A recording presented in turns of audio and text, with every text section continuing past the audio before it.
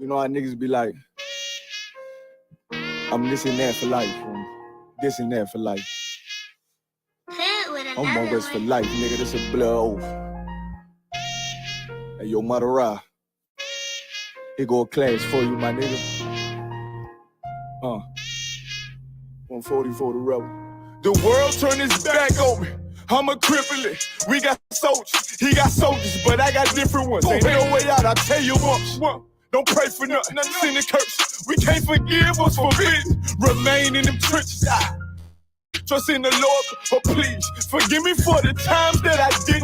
If rank is given, have your respect to your apprentice. Be about your business. This loyalty's a damn sentence. Look, trying to pick up with a blind friend. They said there'll be many mansions. I'm just grinding for my time share. Them devils ain't playing fair. They hunt you like bad pal. But ain't no getting out the game like Jumanji. You take that oath, it's a Dundee. They try to deal death to a priest. You won't make it out in one piece. So you can stand. Just make sure you got the heart. Say your name 3 times, and it's death do us part. So how you feel about this truth I done shown? This ain't the life you think, little nigga. I should want. Even your own people go this zone. And the Lord said they hate you for my name. So you better keep it on. Ain't no more guessing. Ain't no more questions. Make sure my election till I'm tucked away like George Jetson. Murder for capital, now it's murder at the Capitol. The world in amazement, we like fuck 'em, raise it. I pity those watching life as it goes by. Be giving mercy in this life, I don't know why. In pump smoke, never try to. The dead at home, my brother be the dead, that's all I know. In the photo, salute my nigga. They like, how you stay focused? I told them I'm motivated cause of you, my nigga. Brotherhoods and weapons, still got weapons on the scene. Now never do my niggas like Bishop did Raheem. Never mind in all beliefs, they under anesthesia. Shorty say she need me, said she wanna let that love go. Told I let that love grow. But if I bring you to my bed, that's a blood oath. So, how you feel about this truth I done shown? This ain't the life you think, little nigga. I should want. Even your own people go this zone. And the Lord said they hate you for my name, so you better keep it on. Yeah.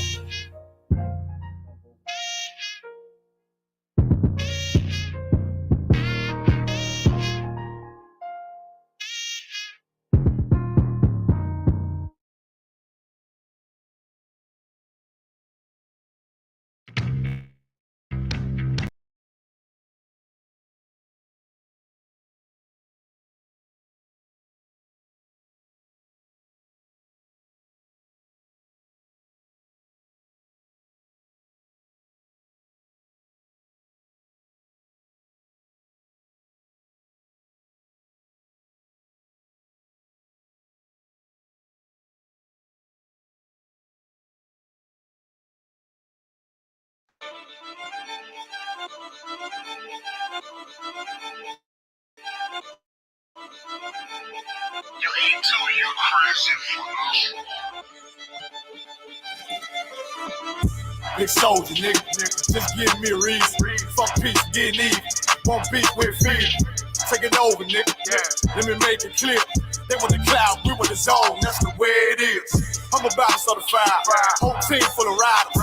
Every dead on the ride, boy. Ain't gon' be no survivors. Big soldier, nigga. Come on. And don't care where it is. They want the cloud, we want the zone. That's the way it is. I'm repped out, tell them watch your mouth. You know we gon' bend your block. I'm a walk-in time bomb. I go viral. You niggas like TikTok, yeah. This ain't what you want. Tell them throw in the towel. We make niggas hit the clock. And with our toe fire, rain brimstone. They gon' think that you live a lie. We ain't got no picks. We want it all. We gon' make you pick a spot. We knocking on the door, so let us in. Or you know we gon' pick the locks. We in the field for real. Every day while y'all just say watch. We making enemies. Our foot stores. Run no nothing by the eye. It take one try when I rock out. I'm like David when I sling shots. I'm putting attachments on everything. Y'all want me to connect the dot. This drum got 50 unreleased hits. You don't want to be the next to drop. I put them in a box and make that shit double wood. You don't want to be the next to fly. Yeah. Niggas feeling themselves. Get a shovel, tell them dig the pot. Can't fit you and your man's in it. Just tell them get a bigger box. Cause I'll put you in one and knock you out one. Call up my nigga knock. I'll put your song on, cut it on mute, and then tell you that shit was hot. Big soldier, nigga. Just give me a reason. Fuck peace, getting even. Won't beef with fear. Take it over, nigga. Let me make it clear. They want the cloud, we want the zone. That's the way it is. I'm about to start a fire. Whole team full of riders. Living dead on the ride, boy. Ain't gon' be no survivors. Big soldier, nigga, come on. Don't care where it is. You here with the clout, we want the zone. That's the way it is. Big soldier, nigga. I come in the name of the boss. So my niggas that is wartime, already wait the calls. That point shoot bitch. Red Dead Redemption. Got them niggas scared to whisper. Is you with us or against us? Can't stop to the zone loud. I don't think you get the picture. It come from my head. I'm giving them lead. The preacher give them a scripture. Flow cold style vicious.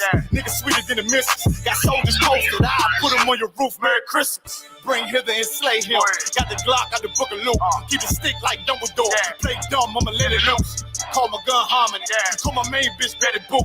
He the truth, I'ma need the proof. Got stripes like Beetlejuice. Hit his ass like a Louisville. Hit him low, then I hit him high. Bring him home to the umpire. Give him bars like Wi-Fi. Turn the booth to a bonfire. Little bitch, I'm a live wire. I ride like a cocktail. It's on mine when I ride by. Big soldier, nigga. Just give me a reason. Fuck peace, getting even. Won't beef with feed. Taking over, nigga. Let me make it clear. They want the cloud, we want the zone. That's the way it is. I'm about to start a fire.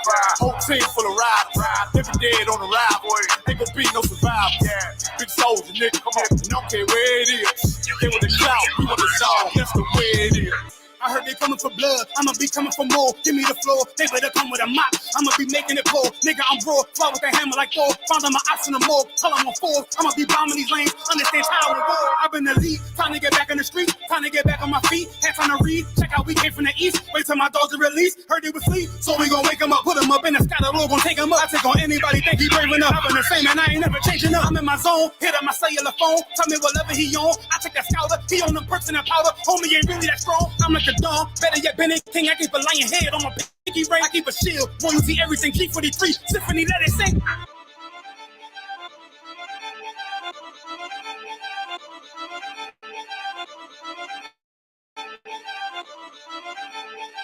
You ain't too, you crazy for now.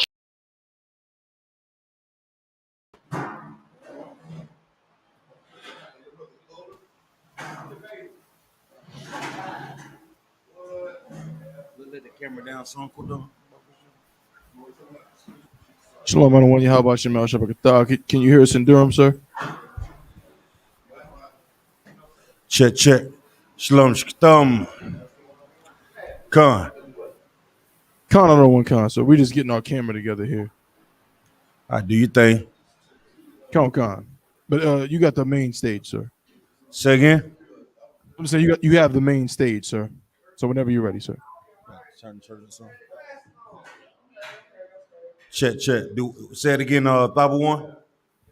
So I was just saying you have the main stage, so whenever you're ready, you're good to go, sir. I'm most high in Christ. Turn the main one down for me. No, that gain that's always at the top. The white line wall. Turn it down the other way. Check. Can y'all hear me? Con, we hear you just fine. All right, most high in Christ. Clap it up. Once again, we're the I.S.U.P.K. started 1 West, 125th Street, Harlem, New York, operating under command and Junior YAHANNA. We are not affiliated with anyone, you understand? If you're not in the I.S.U.P.K, you are not in the truth. What is truth? The so-called blacks, turn the main up, the so-called blacks, Hispanics, Native Indians are the Lord's chosen people. We descend from the greatest people that ever walked the face of the earth, you understand? If you do not know that, you should be in these classes with the brothers that you love and the sisters that you love. If you have loved ones that are out there in the street, you should be sharing these classes with your people so they can have the same opportunity to learn this truth of the Bible and change their lives. Y'all hold on for a second, Baba Kishore. Con.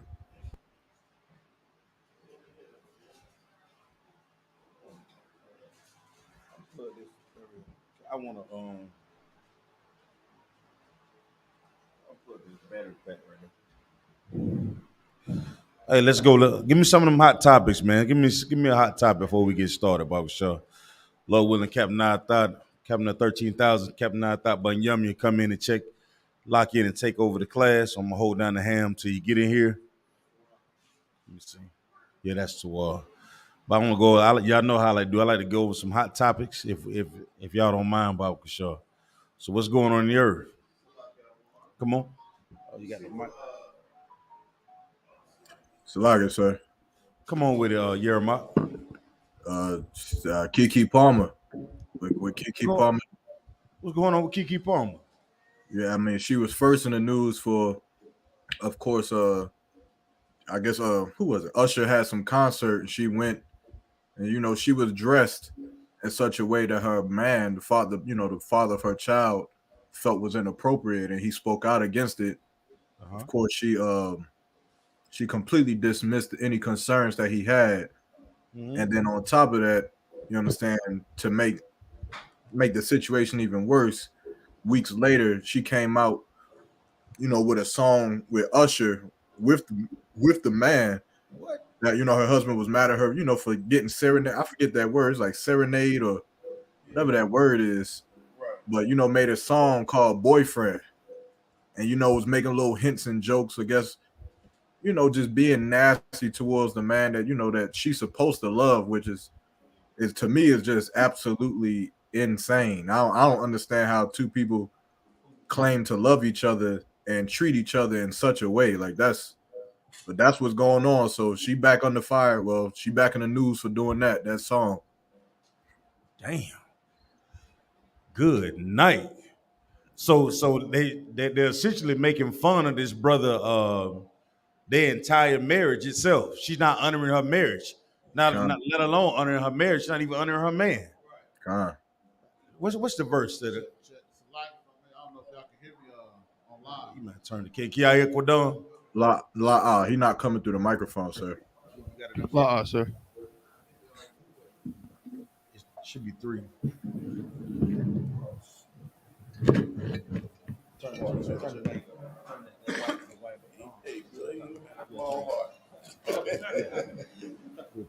Check. Can y'all hear him now? Wakana. It's like May, sir. Also in that video that y'all was talking about, she made a play on her so-called baby daddy to her, and she was like, "I'm tired. I'm a baby mother, right?" And she kind of winked the eye. You know what I'm saying? Like she was, she knew he came up at her when it came to her being a baby mother or whatever, being a mother. But it's like she was like playing this man for like calling her out on how she was dressed.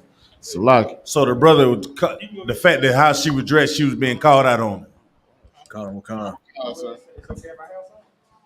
Damn. Let me get that scripture, Bob. You know what I want. Come. This is the book of Proverbs, chapter 9, verse 13. A foolish woman is clamorous. She is simple and knoweth nothing. A foolish woman is what? Clamorous. Jeremiah, break that down for me. Even with the context of what you just said, Bob Kashaw. Wakana, like a foolish woman. Well, we already know like what a fool is. But you understand, like a foolish woman is someone who is just making loud and confusing noises, and you understand, like she speaks so much. She talks. She thinks she know everything. She thinks she know what it is to be in a relationship with a man, which is why we see things like what Keke Palmer did. She thinks she knows that responding to her husband in the way that she did was the right thing.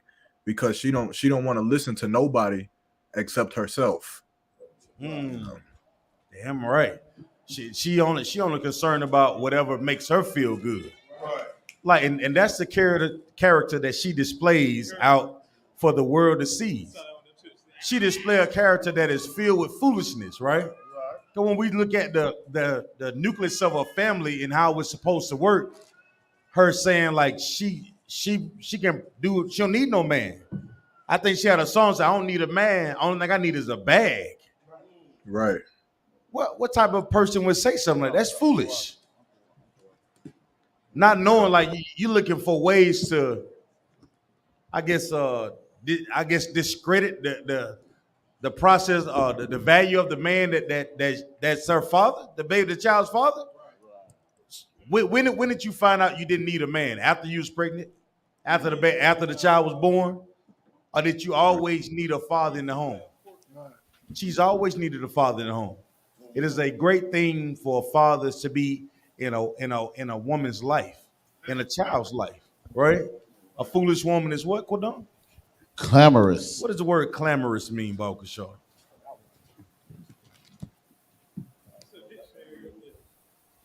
Salak, yes, sir. If I may. Come on, Yonazar. Yeah, it means loud and out of control. Loud and out of control. A foolish woman. So how can I say this?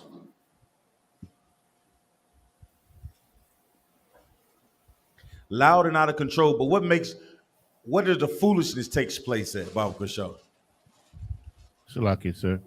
Mm-hmm. The fact that she dishonored her man, that's foolishness right there. Mm-hmm. What else? She showed her body off, everybody could see her goods, man. It was ridiculous. Mm-hmm. What else?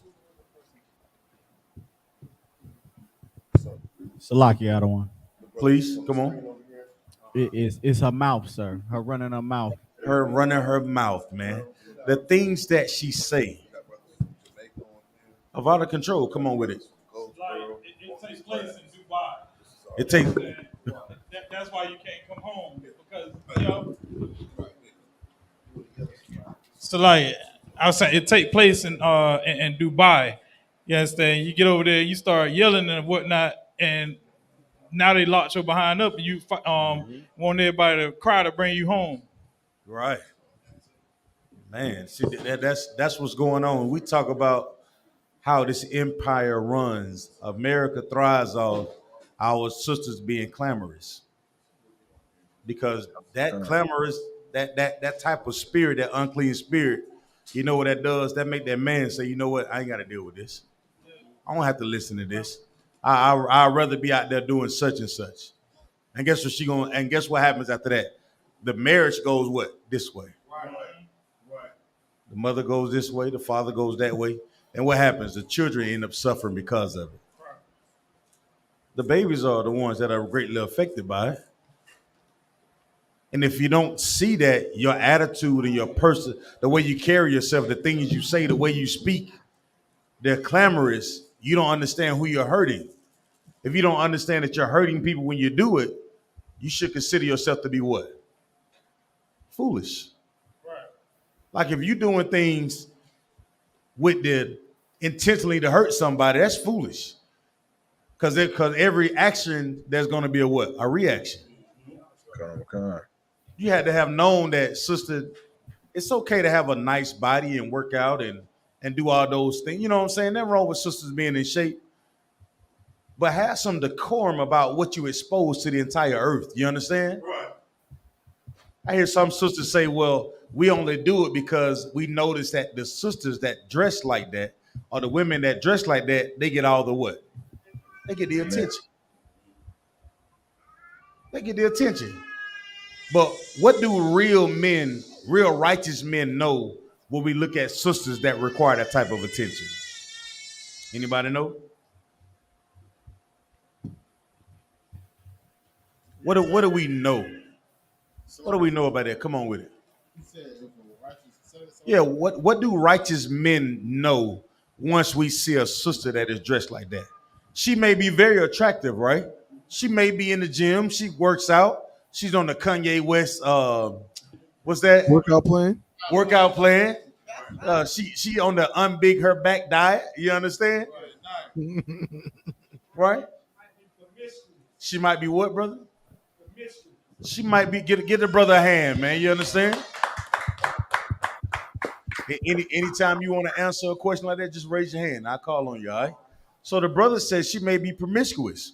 What else that comes with us knowing that women that dress like that can sometimes, not all the time, because then we also hear those sisters say what? Just because I'm dressed like this doesn't mean that I'm like that, right? That's what they say, right? They say just because I look a certain way doesn't mean I'm really like that. I just like the way my body look when I wear these clothes. That's what some say, quote unquote. But what do real righteous men say? The brother said we may think that they are promiscuous. What else? Salaki out of one. Come on, Sadar. A real righteous man knows that there was no man in that house when that sister was being raised to sit there and show her how to dress and how Thank to be you. respectful when she walk outside. Give him a hand. You understand? Because every father, believe it or not, and here go the other part. Every good father and every good mother knows when a child is wearing something that they may not agree with. They might not say anything, but I guarantee you, a father say, you know what, baby girl, you look cute, but I don't want you to wear that outside the house. You know who else says that first in their head? A good mother would say that too. Because she know the type of predators that's out there in the streets, man. She know what type of men that's gonna look at her daughter. So she's gonna say, no, baby, I don't think you should put that on. But nowadays, too many sisters want to be the best friend of their daughter. You understand? They want to be homegirls. They want to play. I see this trend too. We twinning. You 40 years old. She's 25. Y'all ain't got no business goddamn twinning. But this is a foolish mistake that Keke Palmer is portraying to the earth. And don't ever be fooled by this media either. You better believe that Esau is promoting these things. You understand? Right. He's behind the closed doors saying, yeah, this is what you should do. You should go to a show and wear this and turn around and show your hind parts off. Show that, guess what? You got that snap back. Ain't that what the sisters call it nowadays? You got that snap back. Huh?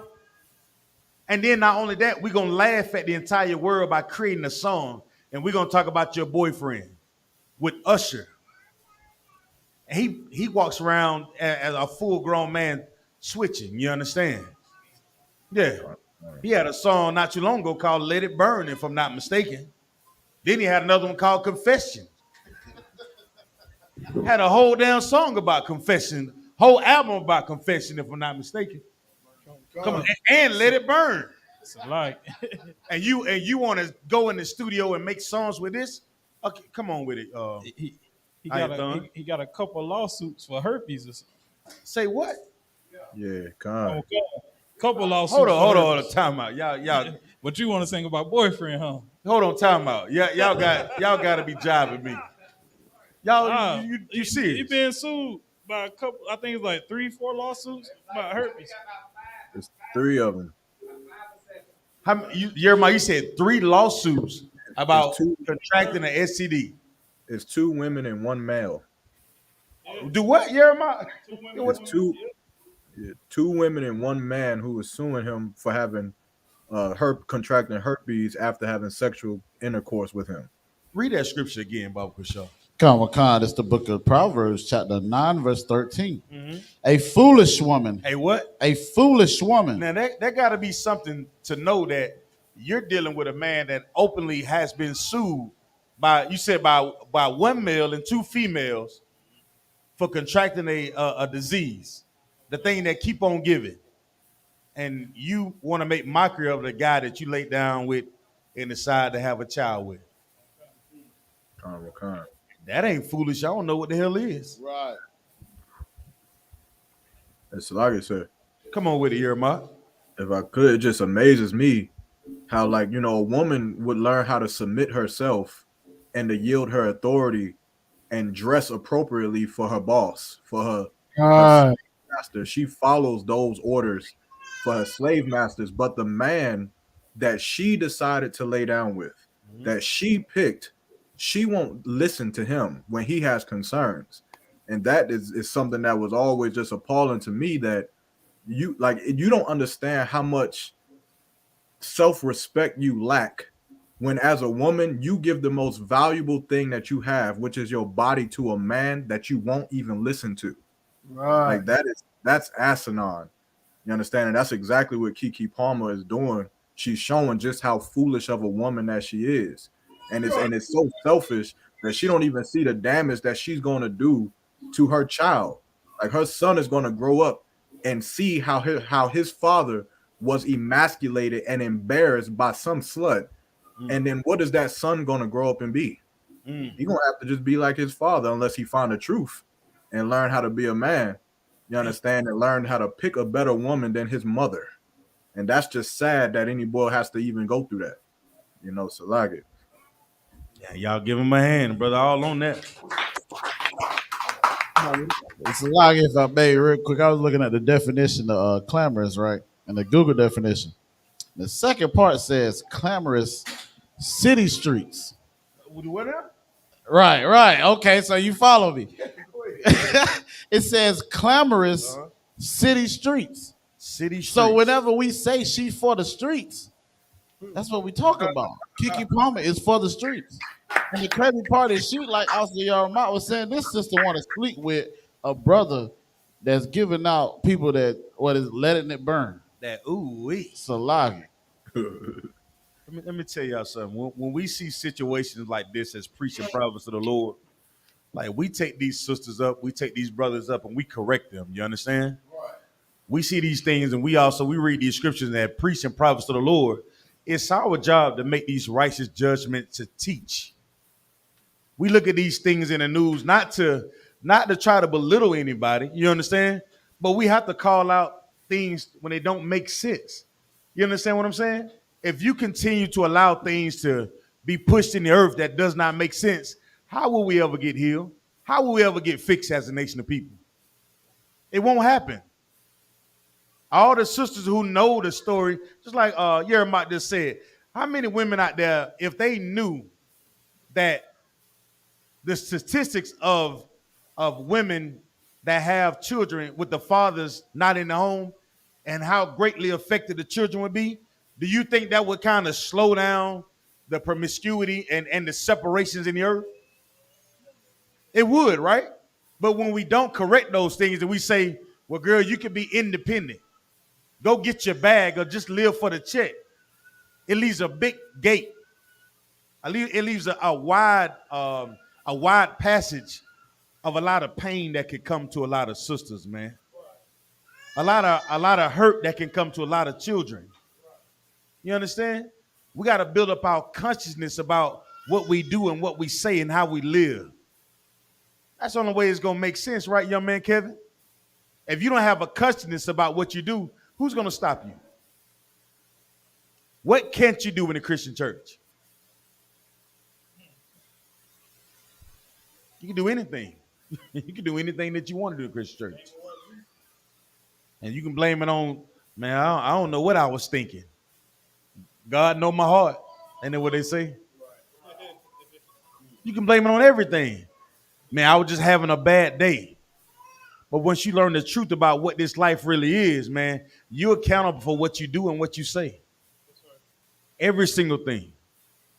It is nothing more powerful than to take life, to know what life is about, and really hold on to that thing. And what is life? Life is what? Life is war. You're not living a life if you're not fighting the things that are hurting you. Yeah. You're actually dying. You're actually killing yourself. To live is to fight against things that hurting you. You understand? That's to live. Now, don't you think, like Yeremiah said, if Kiki Palmer knew the truth, then she actually sat down in one of Commanding Junior YAHANNA classes and learned that, sister, you're not a virtuous woman when you got your ass out, sis. That's not virtuous. You have so much value and so much more to offer to your husband than to walk around with no clothes on. And there's a time to walk around with no clothes on, but you don't want to do that. Right. No, you don't want to do that. You'll say things like, you don't deserve me. You ain't, come on with it. Yeah, it ain't good enough. Yeah. So like you said. Come on with it, Thaba One. So like if I could, so what you're saying is so heavy. And, you know, like you said, I see this concept being perpetuated, you know what I'm saying, all on social media and in this kind of new age and everything, with these women saying that, okay, like, it's funny, they're almost saying that them being like hoes, you know what I mean, like, doesn't devalue them. Like, you know what I mean? Like, oh, like, you know, my value is just because I wear this doesn't mean anything and all that kind of stuff. You know what I'm saying? But like you just said, sir, if that's your man or your husband, right? And you I can see you're behind, and I didn't marry you, I didn't lay down with you, I didn't do nothing. I'm just here scrolling through Facebook, and here I'm looking at your whole behind and your whole breast and all of that. That's no different than if I go to the dealership and they say, yeah, we're gonna give you this nice car, but anybody can get in it. I can drive my car and park it anywhere, and any person that walks past, there's no key. You just get in and just drive off. You know what I'm saying? That car has very little value, if any value at all, to me. And that's what these women are saying. It's okay for them just to, be for everybody, but still need to be loved. But it's half truth, Thaba One. Okay. What they're not telling you is the value that they had was gone since they were 14 years old. You know what they've been doing with their body since they were 14 years old? Looking for that man that can pay for it, Thaba One. Looking for that popular guy with the Jordans on, or the Timberlands, or the guy that had a nice car, or the basketball player, or the football player. Come on with it, young man. You ever think they were looking for a daddy? Of course. That's the part that they out there. Of course. Okay. Somebody to correct them. That's all. Just somebody say, hey, baby girl, I love you. But don't wear that. Don't wear that, though. I know you think it look good, but there's a time and place for it, baby girl. Okay. Just that small thing. Just the attention that they get. You know that mothers get jealous of them young girls when they start to dress like that too. But let me let the sisters know a little secret, right? Big Mama had 13 children, and she didn't dress like that. and she got Big Daddy attention very well. You understand? She wore them same dirty flip-flops for 10 years. Y'all know Big Mama had them dirty flip-flops? Huh? And slid across the floor. She didn't need stilettos. You understand? Right. But now it's like you can't even garner a man's attention without thinking you have to show him what you're working with. Right. And I understand. This is the empire that Satan thrives in. You understand? And that's what he wants. He wants us looking after the promiscuous sisters, right? And he wants the sisters to dress a certain way. That's the world that we live in. But if you're in the house of Israel and doing what we was called to do as Black, Hispanics, Native Indians, the Lord asks us to live a greater life than that, man. That's right. And that's what we're building here in the I.S.U.P.K. So I ask every brother, man, challenge yourself. I know every sister that you see on the streets, they wearing yoga pants and workout gear every goddamn day. Like it's the normal, you understand? Man, nah. Try to fight it. And sisters, every man that look at you, come on with it. So like I said, Captain I Thought is ready, sir. Well, Most High in Christ. And with that, I'm gonna turn the class over to preach prophet of the Lord, Captain of 13,000. Don't see Cap. Oh, Captain I Thought. Hey, Shalom, usually the thumb, Akim. Shalom, Shema, Tabah, Shema, Shai. What's going on? You all good? Come on. We was going over YAHANNA brought out a popular story right now. They saying that Keke Palmer, she just didn't stop with the serenading that Usher gave her. Now they got a whole song called Boyfriend or something. Yeah. Oh. Yeah. It's trash. Usher, you know what I mean? If you have an Usher CD right now, you know what I mean? Throw it in the trash. Come on. Throw that joint in the trash. You know what I mean? He just showed his true colors. You know what I mean? Not saying he didn't show it before, but now he all the way over the LGBTQ. He in the community. You know what I mean? He might be vying for president. You know what I mean? Okay. So Akim, you all have any questions? Kind of one con, sir. I got a question, sir. Come on, let me see if I could it's Romans 6:1, sir. I heard the breakdown before, but I couldn't quite remember it. Mm-hmm. Romans. I mean, Salakia. Hold on, let me make sure I got it. And while he getting that right, it's Acts 6:1, Salakia. Acts 6 and 1. Okay, Yes, go ahead. Go ahead. When you guys, you can read it. Karawan Khan. This is the book of Acts, chapter 6 and verse 1. And in those days, when the number of the disciples was multiplied, there arose a murmuring of the Grecians against the Hebrews because their widows were neglected in their daily ministration. Oh boy, what is that saying? So, without, if I may, sir, I was thinking like maybe because the Israelites wasn't doing service for their women or something like that. You on it? You on it? Okay. Okay. Who's saying it's a neglect? The Grecians. Okay. Okay. Were they complaining? Say again, sir. Read it one more time. In those days, when the numbers of the disciples was multiplied, there arose a murmuring of the Grecians against the Hebrews. All right. So who's the Grecians? The Greeks. The Greeks? What you mean the Greeks? I mean Edomites. You sure? Nope.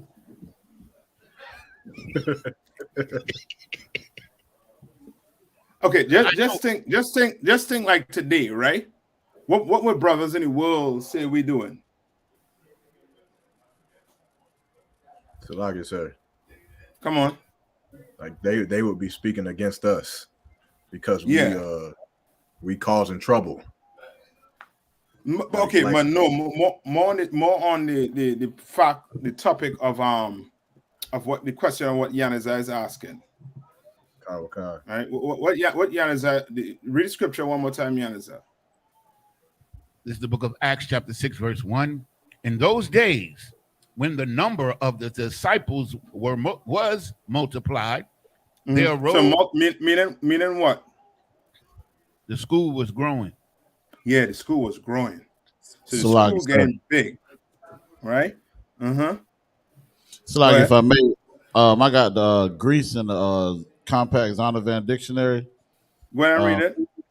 Kind of says Grecia is Greece, the home of the Hellenes. Greeks and Grecians, however, are to be distinguished. Greeks are generally those of Hellenic race. So those Grecians, would that be us as Blacks, Hispanics, and Native Indians, sir? That yes, yeah. It's just like today. You call this they call us Americans. You know what I mean? Lucky, sir. Come on. But I understand that being true, but there's also the reason why I was a little confused because there's a scripture that says that we were sold unto the Grecians. So, you have to get the proper context. That was part of. I understand. So read it one more time.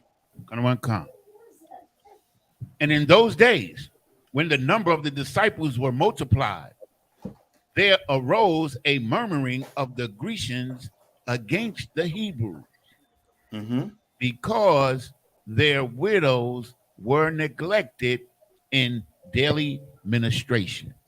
Right. Read on. Verse 2. Then the 12 called the multitude of the disciples unto them and said, it is not reason that we should leave the word of God and serve tables. What are the disciples saying? That we should, if I may, we should concentrate on serving God and not being servants to these Grecians. No, not the Grecians. Remember, what are they being charged for by the Grecians? Neglect. Neglect of what? Of the widows. What's a widow? A woman who has no husband. Her husband has died. Yes, a woman who husband has died. That's a widow, right? Right. Not a woman who doesn't have a husband, but a woman whose husband has died. Right. That's a widow, right? And the Grecians is trying to charge the disciples for what? Salaki, sir. Come on. They was trying to charge them because some of the daily needs of the widows was, they were saying they was not meeting them. Right. But the disciples was telling them they need to be focusing on God's word. Right. And not just you on it. Right? Come on. Read verse 2 over one more time, Yanaza. Then the 12 called the multitude of the disciples unto them and said, it is not reason that we should leave the word of the Most High and serve tables. Right? It's not. So he's telling them what? It's better to serve the Most High and do the work of the Lord instead of working for whoever. Or I don't understand. Is tables? Is it like being a servant? I don't understand. Yes. Meaning now you have to Okay. Anybody have a precept for this?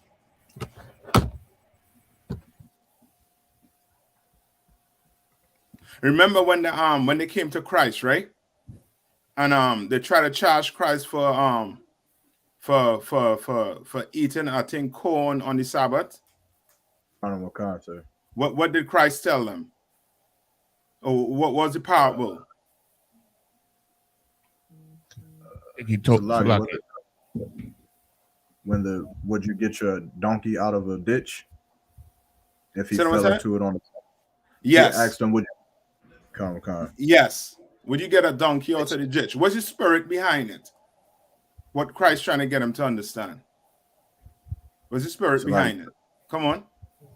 Like it's not servile work to eat. You can't die or allow something to die because it's the Sabbath. Like so what was Christ trying to get them to understand? What's the spirit? Salakia, sir. Come on. Is it brotherhood? It is brotherhood. Okay. Like mercy. Okay. Salakia. Come on. He was trying to get to understand the spirit of the law instead of just trying to punish someone. I think I lost you all. All right, Salakia, sir. Salakia. Come on. That oath that the Sabbath is not, that man is the Lord over the Sabbath. Yeah. Okay. Yes, we know that, right? But what is he trying to get them to? Okay, why is he working on the Sabbath? So, like, sir, come on. If you could just clarify the question. You said him working on the Sabbath, sir? Yes. Why is he working on the Sabbath? Who, Christ, sir? Yes. Salakia. Because it take work to what? To pluck the corn from the field, right? He is not sinning, right? But he's trying to get them to understand that what? You're gonna have to work on the Sabbath. Why? To save the nation. That's it. That way, trying to get them to understand that. You not home making sandwiches on the Sabbath. What you doing? You getting the donkey out of the ditch. You getting the sheep out of the ditch on the Sabbath. You working. You understand? You'll understand? Right? And he's trying to tell these disciples, yo, we had to go to the work of the Lord. We can't be making what? Tables.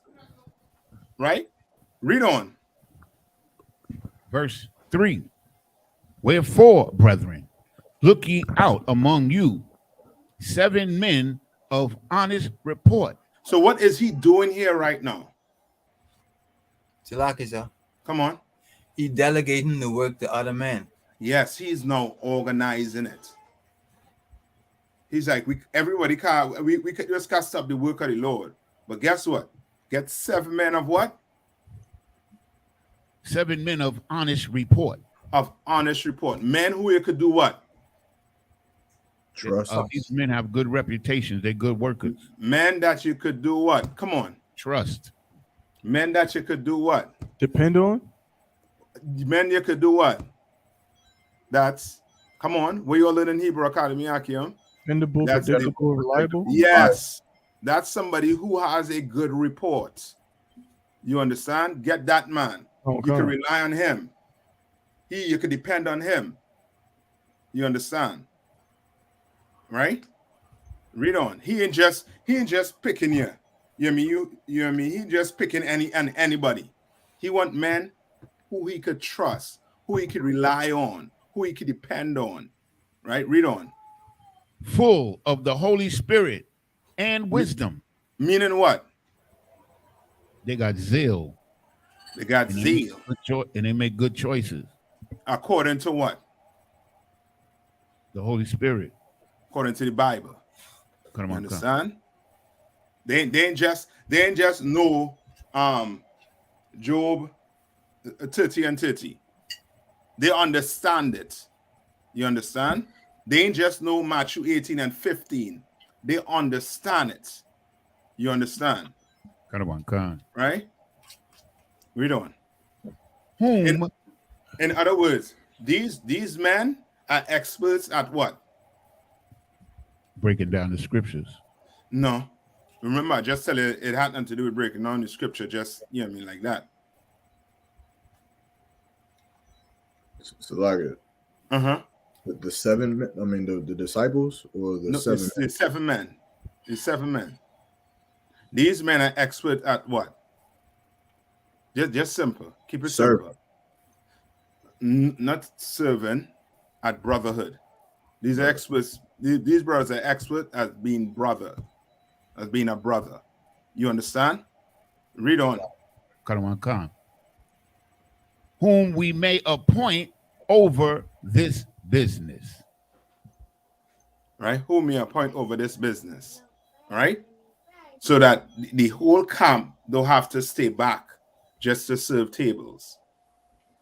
You understand? Come on. Right? And Yanazar, your question was more so on the Grecians. Yes, sir. Like I just wanted to understand who they were serving, because like I said, if I may, when I read the word Grecians, I always thought that they were talking about the Edomite Grecians who we were sold to. Let me get that one for you. All right. I'm not 100% sure, but I'm gonna get it for you. All right. But I get the gist of what they're saying. The only understanding it was like we understand what they were doing now. We understand what they were doing and what their motive was. Okay, good. So you're good to go with that? Come on, sir. All right. I know I come in late. Tabo one, you had a thing to play for me? Con concert. All right. So Tabo one is going to play a video, right? Just a snippet of it. All right. And this is what's taking place right now. I want to say right now in the present. Right? Remember, we what type of climate we in right now? Just think America. War. Don't think the world. Think America. What climate America is in right now? If I could, sir. Uh-huh. Well, right now, America is gearing up for a presidential election. Yeah, is politics in the air. That's why you're hearing Donald Trump. He had to go. Yeah, I mean, he had to go. He might have to go to prison. Okay. Right? He had to go turn himself in either Thursday or Friday, whatever day he had to go turn himself in. Okay. Right? You're in a political climate right now in America. In the world outside of America is war. It's turmoil. Right? Not saying it's not turmoil in America also too, but if you're looking at it from the world's perspective, if you had to include America, is war you're looking at, right? So no, play that for me, Tabo one. One concert. Tabo one, I gotta find a way to get these things to you, man. Let me see if I can take a picture and send it for you, right? And you can read it from off your phone. Go ahead. Okay. You go ahead, Tabo one. Can everybody hear it, Salaki?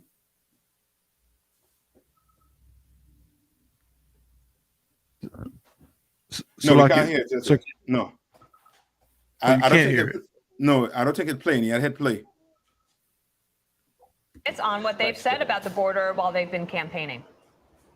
We will go back to Title 42, but most importantly, we will stop catch and release, and we will start catch and deport. On day one, we will declare the border to be a national emergency. We will marshal all available resources, including the U.S. military, to stop the invasion cold. We cannot have an insecure, wide open, and unsafe border. If you don't control your back door, it's not your house. What do you think about this as an issue going into tomorrow night's debate, Britt? All right, that's it. What are they doing? Salaki, sir. They're using like the whole immigration thing to win the votes. Okay, so yes, but give me the spirit behind it. Salakia, sir. Come on. They're going to war against our brothers and sisters on the border, sir. You want it. You want it, Sidak. But I want it much more simpler. What are they doing? What Sidak is saying is correct. He's hitting the nail. Salakia. They're blaming us for America's problem.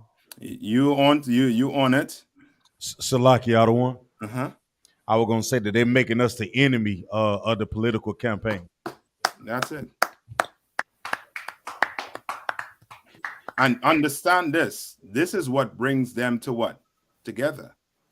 Remember, we went over in that book, right? Right, in one of them, that book, Lucifer. We will get some more in it, right? Okay.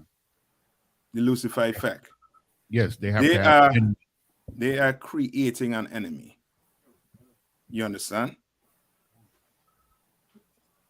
It's going to find its way to who? If it not already did, because you're seeing it in the news every day. If it's not what they're saying about the border, what else are they speaking about? That's political. They're trying to politicalize. If that's a word, Slakia. Is it education reform, sir? Politics. Think politics. You're seeing it in the news almost every day. Salaki, sir. The transgender movement. No. Wait, Salaki, sir. Come on. Could you repeat the question, sir? Okay. Remember I told you we in a political, you know what I mean, climate, right? What are you seeing on the news? Remember, we just said they're creating an enemy here when it comes to the what you call it again? When it comes to the Mexicans and the border, right? Hey, just as mute him, please. I got it, sir. Okay, to So, if I may, other one. Come on. Would you say immigration? Yeah, but that's what it just said. Yeah, they're already putting that into play with the immigration. All right. What else? What else is seen on the news? Well, Salaki, sir. If I could, I'm not sure if this is, I'm not sure if this is the answer to your question, but one thing you're seeing is like that dude DeSantis. He just kind of got in trouble for a little bit, like with like Republicans, because he basically said like, he's like, yo, like our party is basically, long story short, he was like, it seems like to be a Republican just means to be a Trump supporter. Like that's if you don't love Trump and you know what I'm saying, that's his words, kiss his behind, you're looked at like you're not a real Republican, you're not a real right wing or conservative. So you were right. So on that vein, right? What are you seeing in the news? You all are turning on the news and hearing how they're talking about crime in these cities. I saw, if I may, sir, Uh-huh. I saw they did this thing on San Francisco, whereas, and you know, they show blacks and Hispanics looting these stores, of course. Yes. You know, because in San Francisco they got this law: if it's not worth us, if an item is not worth a certain amount, it you just get a fine, or it's a misdemeanor, and you know, and so they blame those people for the chaos and the financial problems that San Francisco is facing. Yes. So what are they doing when they put it on the news and perpetrate us like that? Salakia, sir. Come on. Just a few hours ago, Donald Trump came under fire for calling Atlanta a violent crime war zone, and we all know who lives in the urban or metropolis of Atlanta is black people. Mm-hmm. So he's basically, demonizing us, saying we're the reason why crime is the way it is. So right. So what is he doing? Salakia, sir. Uh-huh. They're ramping up the race war, sir. Okay. Rebel rousing. They are creating an enemy. Con. They are creating an enemy. They're creating an enemy when it comes to the Hispanics. They're creating an enemy when it comes to what? Judah, Benjamin, Levi. You understand? They're creating an enemy arc. You understand? You all understand what I'm saying, right? Absolutely. That's what you're seeing on the news, right? I mean, you kind of tell me, is all the January 6 hearings done? Sir. No, but you're not seeing that on the news. Yes? Come on.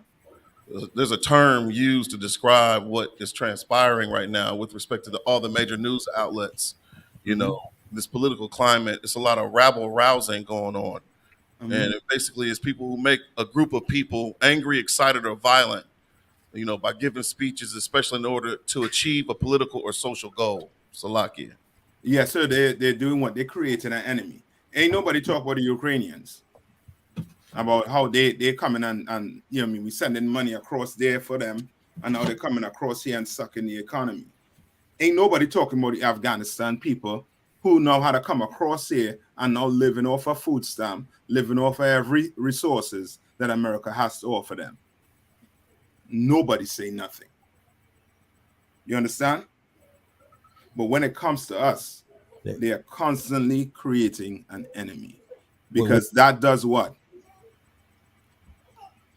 Salaki, sir. Uh-huh. It galvanizes all the oppressors against the Israelites. Yes, but that does what when they create an enemy? That does what for them? It gives them the opportunity to do whatever they want to us once they create that enemy. Salaki, sir. Salaki, sir. Right. Salaki, sir. Come on, how about that one? It garners them together, sir. Yes, it brings them together. You understand? So now you all heard about the story about the Karen who threatened the judge to kill her because of Trump. You understand? Like it brings them together. Hating us brings them together. Creating an enemy brings them together. You understand? Come on. Could you say like what 9/11, like them making an enemy out of those Middle Easterns? It rolled like it made the patriarchy of America just grow because of that enemy. Could you say it's kind of the same thing? It's the same thing.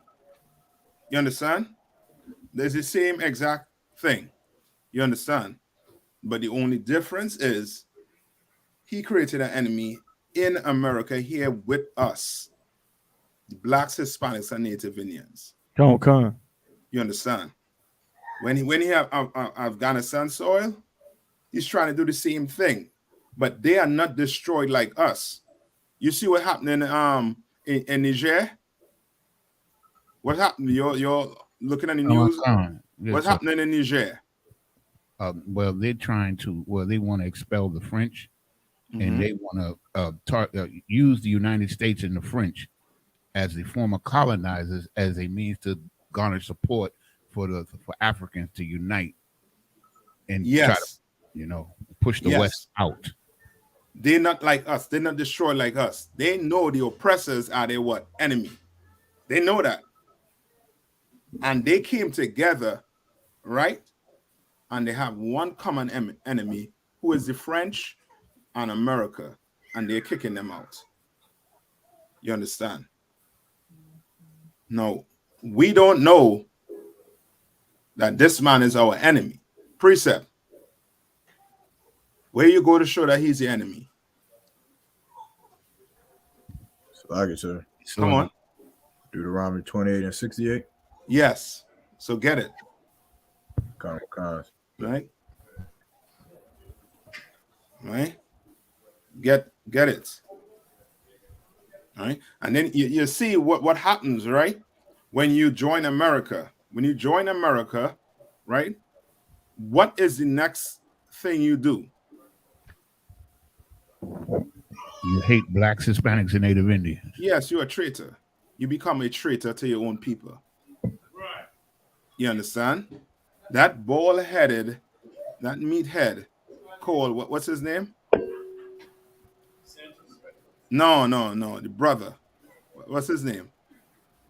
I forget his name. Somebody could look up his name. Who running for president? Ben Carson.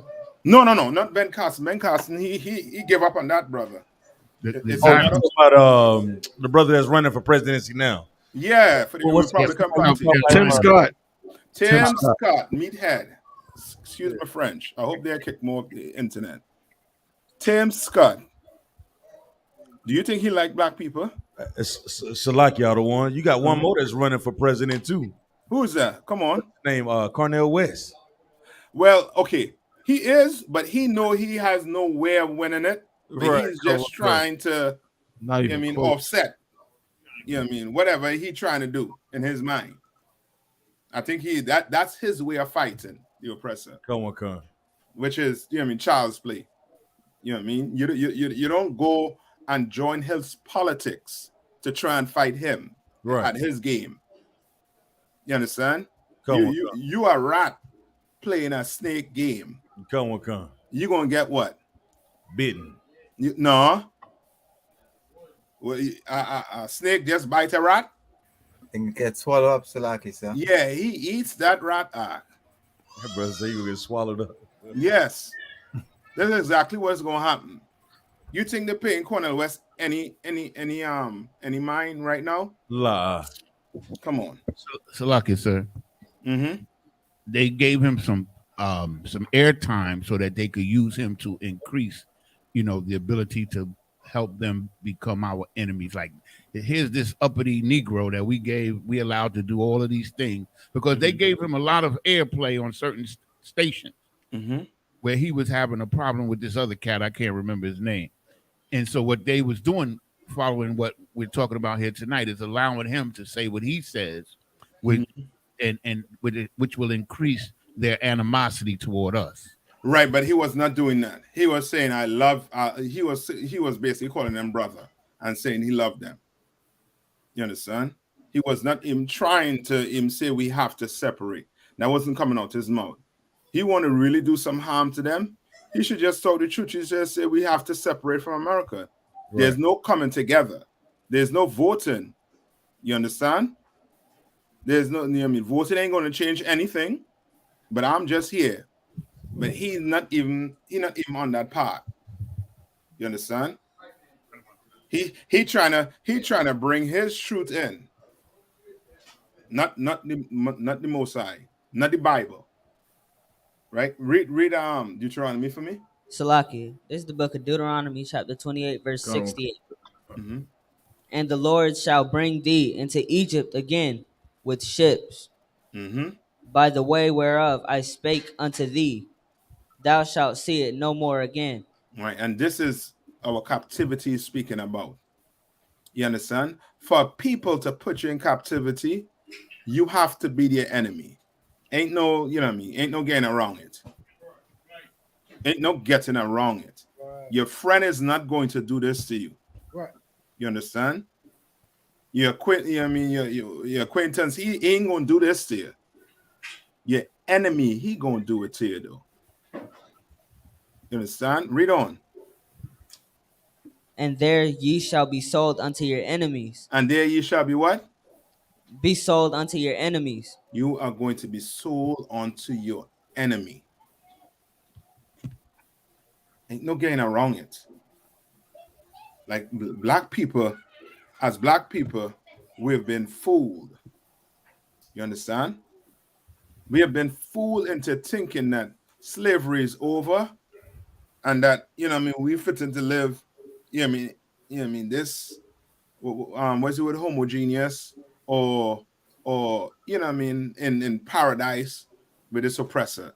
We are not. We are not. We are not even in his plans.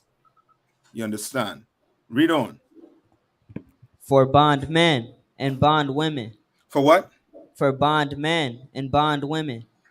For bondman and bondwoman. But read on. And no man shall buy you. What does that mean? Like I said, Mm-hmm. No man shall buy you. Just no nation is going to free you from your captivity. Yes. In simple, nobody is going to save you. So what does that mean? If you had to bring it back to today, what does that mean? If you're reading that. So like I said, if I may, it means that we cannot depend on the oppressors or anybody else to help us. You're correct. You're correct. But it means also that what? You're still in captivity. That's what it means. You're still in captivity. Nobody was going to do what? Free you. Yeah, nobody. Only one man going to do that, and that's who? Christ. Christ. And he ain't back as yet. So which means what? We're not free, sir. Captivity. Yeah, we're still in captivity. So like, sir. Come on. And voting is not going to free you. Correct. You understand? You could go and make the political party, the Christians, whatever, left wing, whatever. You are not going to free black people. You understand? Only way you're going to free black people, you're going to have to use black people's constitution to free them. And that's what? That's the Bible. Right. And the only place you're getting taught the Bible is in the I.S.U.P.K. No other place on the earth teaching you this Bible. Teaching you your true constitution. Teaching you, giving you the solution to your problem. You understand? You don't want a slut as a mother to your son or as a wife, then the Bible tells you how not for that to happen. You understand? You don't want a Kiki Palmer. You don't have to have a Kiki Palmer. Mm-hmm. You don't have to. You understand? Right. But you got to follow the Bible. You got to follow these men who follow this Bible so that you don't end up like Darius, what's his name, Jackson? You understand? Sir. I feel bad for that brother, for a LGBTQ to be, to be busting style, or to be playing on your head like that, boy. Or how to put it, a petri dish. Right. To be, making it out like he better than you and pitting your woman against you. You in hell. You know what I mean? You in hell. So like right? Come on.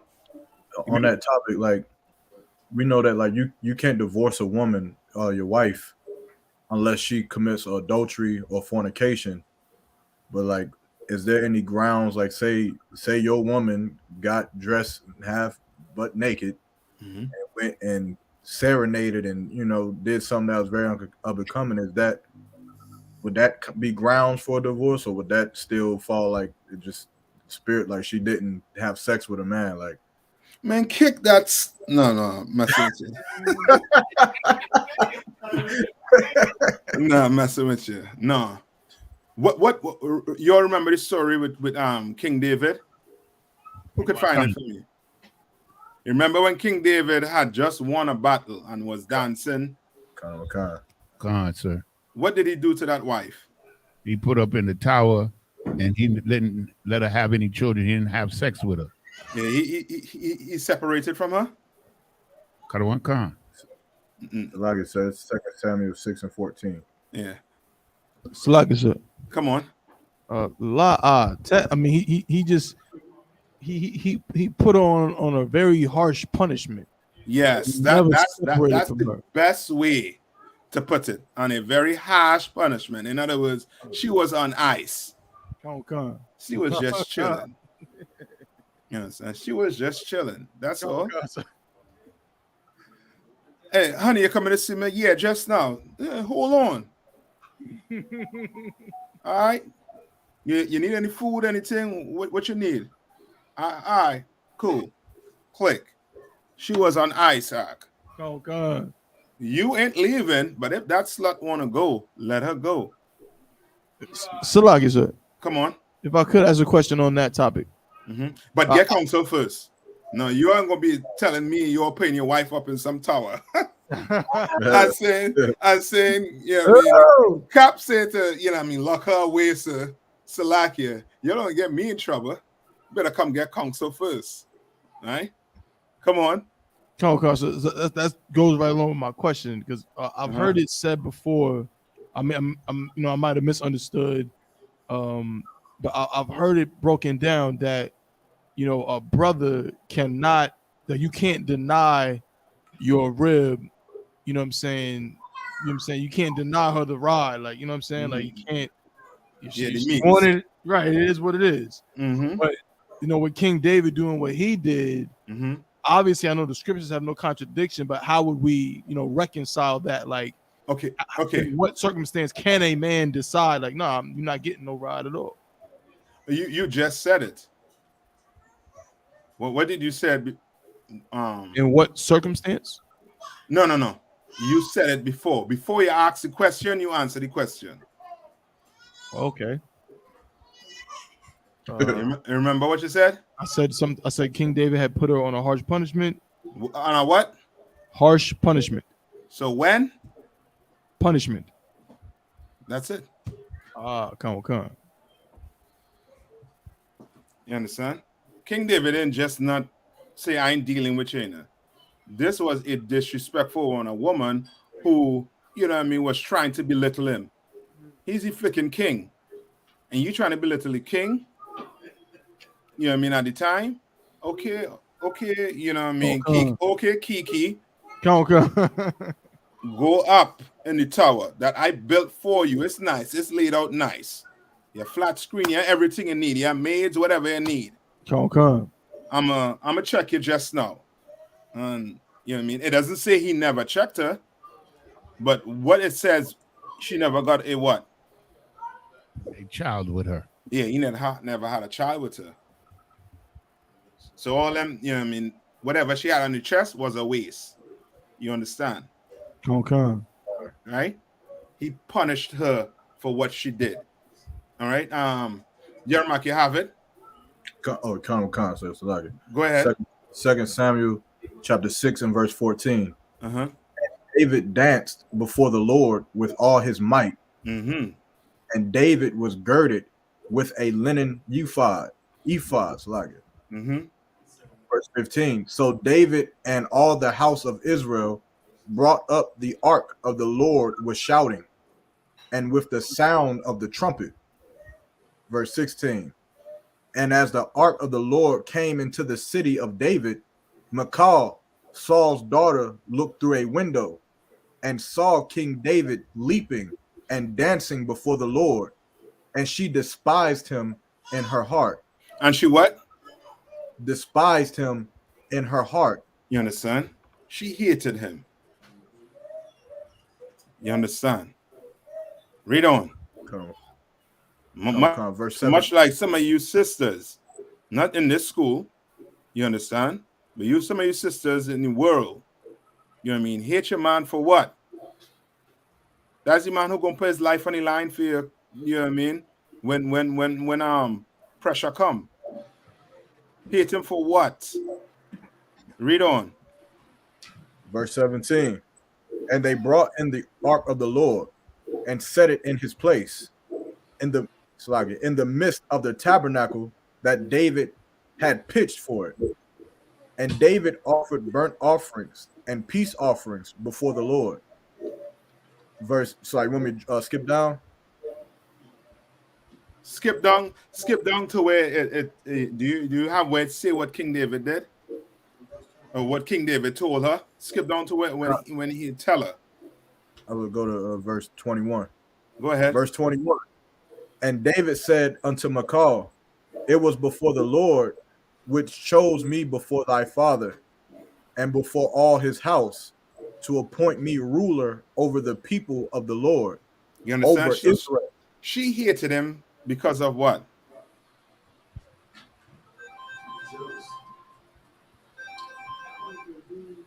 She hated him because her family lost that throne. You understand? And she looked at David as the problem. He was the reason why they lost the throne. You understand? And she hated him for it. Right? Now read on. Therefore will I play before the Lord. Verse 22. And I will yet be more vile than thus, and will be base in mine own sight. And of the maids. So in other words, what is King David telling her right here? So like it, sir. He's saying you want to be nasty or mean or harsh. I can be harsher than you. Yes. In other words, he's telling her, F you, your mother effer. You understand?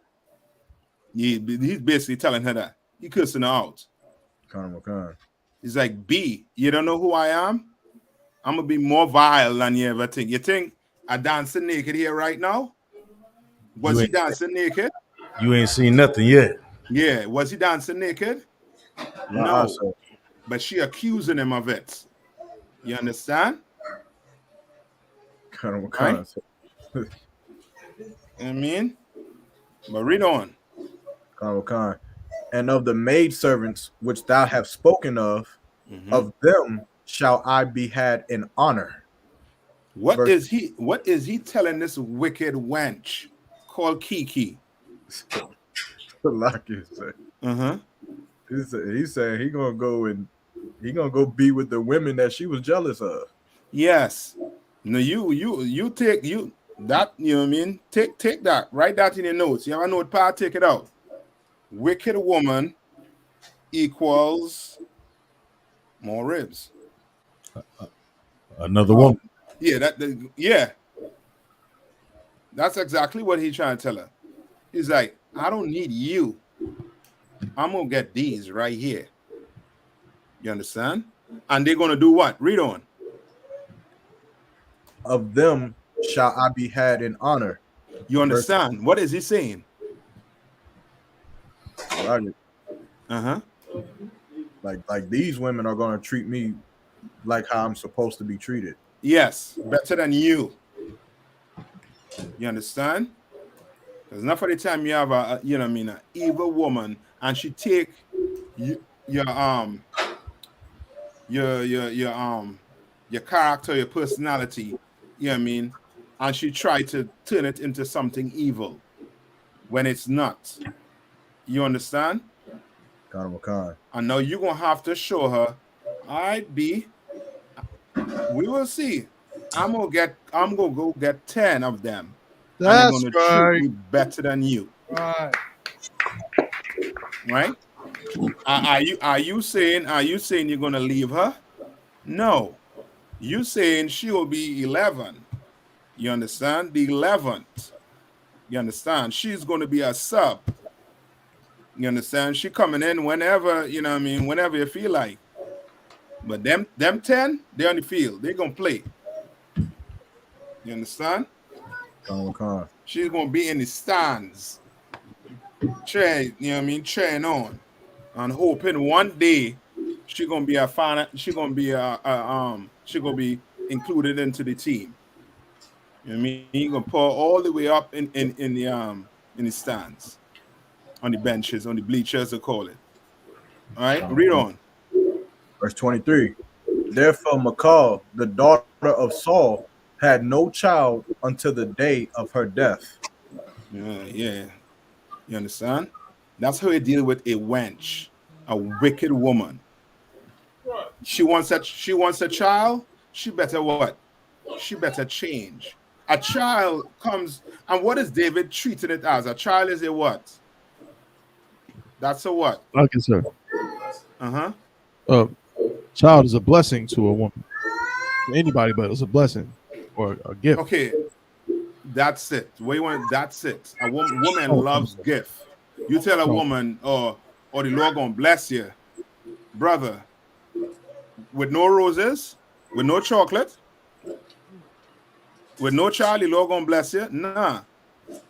She knows a child in her arms after 9 months is a blessing, is a gift.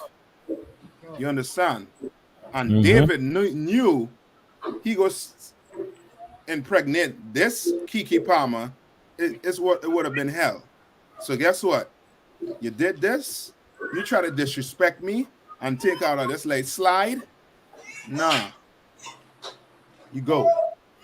You understand? That's why. I believe it's John Mahaman who brought it out, where he said that Daria should go get that child. Go get that child and put Kiki Palmer on child support. Go do it. You understand? Because that's what a wicked woman needs to understand. That there's somebody out there that's more wicked than her. And it's called the oppressor. All right. All right, you're good with that, right? All right. Let's see if we can get a little bit of this, right? And then we let's see where we at. Tab 1. Not the highlighted. The first one I sent you, right? You could read the words, good? Concert. Okay, so go ahead. So this is from the Lucifer Principle, right? The scientific expedition. You just sent me two, right, sir? Yeah, read the first part, the first one, below the highlighted part. Okay. So like you, I was trying to I can get on the screen, but it's kind of it's sideways, so I can't really flip it. No, don't what show do it. You mean? Yeah, you need to show it on the screen. You could just read it. Concert. All right. Okay. Salakia. Have to download it right here. Oh, I'm messing up. Salaki. No, you must your search. It's just that it's sideways, and I gotta open it up in the program here, and I can just flip it. Okay, yeah, I got it right here. Most High in Christ. It says the value of having an enemy. Right. So skip that paragraph. So skip the highlighted paragraph, sir. Mm-hmm. A charismatic leader's invocation of the enemy's image is frequently what draws the social organism together. You understand? But everything we just said, he just said it in one line. You understand what he just said there? Read one more time. A charismatic leader's invocation of the enemy's image is frequently what draws the social organism together. All right. What he just said there? Salaki, sir. Come on. If I could, an example of this would be what Hitler and Goebbels and the Third Reich did in Nazi Germany. Mm-hmm. What they did was they made an enemy, and they made a very distinct image of the enemy. Yes, bring it home. So what he's basically saying is that a good leader uses the enemy's image and creates that image to bring all of his fellow people together. So bring it home to what we were just going over. Come on. So with them showing all of the crime, all of the problems at the border, the continuous people going in, the blacks, Hispanics, and Native Americans going in stores taking things, it galvanizing all of the oppressors together. So when they need to move against us, then they're all together. Yes, and that movement you're talking about is going to the polls and vote for them, because each one of them are trying to be what? They're trying to be a what? A charismatic leader. They're trying to be a leader. Each one of them that's saying that there's a situation on the border. Each one of them trying to be what? The president. So like, come on. I was gonna say that's the same thing that Biden essentially did years ago when he did the what's the plan that he was saying they was I know talking about all the politicians use it. Hillary Clinton, us being super predators, and That's always been the agenda of everybody that run for some type of office. They use us as a, you know what I'm saying, the wrong ones to point out. You know what I mean? Yes. Because what they understand is this in politics: you need an enemy. You understand? To bring the people, the mass together. You understand? What you call it? The People scapegoat? vote. Not so much a scapegoat, but it's the value of having an enemy. You're gonna have what? You're gonna have people who believe they're good looking at people who are what? Who are bad. Yeah. Go on. You understand? Mm-hmm. So they created. You understand? So for their gain, for bringing their people together. So now, guess what? A black brother or Hispanic or Native Indian, when he goes into the vicinity or into their space, he doesn't want to sound or look like an outsider. So he says what? He agrees with them. You understand? You understand what I'm saying? Come on. Would you say that this is the because like they did this back in like the Birth of a Nation, where they would do the blackface, you know, committing crimes, and kind of painting the image that we're the criminals. Is this something that stopped for a while and it's starting now for this agenda, or is this something that always it never stopped? Never It's stopped. always been like that. It always been like that. It never stopped. It never stopped. If it stopped, your oppressors will be killing each other. You understand? They will be killing each other. They will be fighting each other. You understand? But it never stopped. You understand? It's your black leadership that make it seem as if it stopped because they went and sat down and had food, you know what I mean, drinks with them. But it never stopped for us. You understand? But to the rich, when you look at the rich, you really think that, yeah, we can make it in America. Be a fly on the wall in the house to see what they have to do, brother, and you will run. You will run. Have any knowledge you have right now. You will run. You'll run. You will not want to be in their position. Do you want to be in a position where another man dictating what you see? Another man dictating what you wear? Another man dictating how you dress? What is he doing? What is that man doing? So like you said, the man who's being told what to do, or the man who's telling? Yes, either one. Tell me, describe the man that is being told what to do. What is happening there? He's becoming enslaved. He's yielding his authority to precept. It's in the New Testament.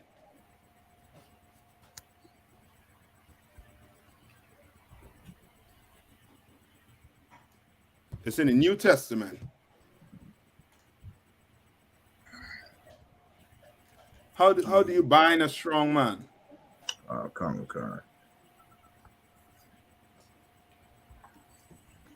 Salakia. Come on. You tie him up. Yes, you tie him up. Right. By, how is he being tied up? By breaking in his house. Let's read it. But tell me how you're doing that. Hold on now. I'm trying to get something here. Come. Want me to read it, sir? Yeah, go ahead. This is, Mark chapter 3 and verse 27. No man can enter into a strong man's house and spoil his goods, except he will first bind the strong man. So how does he bind the strong man?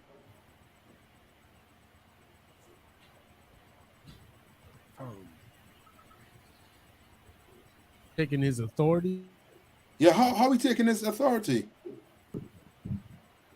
So like it's everybody But basically, what? Salakia, sir. Mm-hmm. You deceive them. Okay. Child support. That's it. I want to hear that. Child support. The cares of the world. Not so much the cares of the world, Bills. but child support. You understand? The war on drugs. You understand? You are binding a man up. You understand? Now, you remember what the scripture said. The scripture said this. How it's in Ecclesiasticus, where it speaks about what it is again? About, I believe it is about begging. Right? What does it say about begging?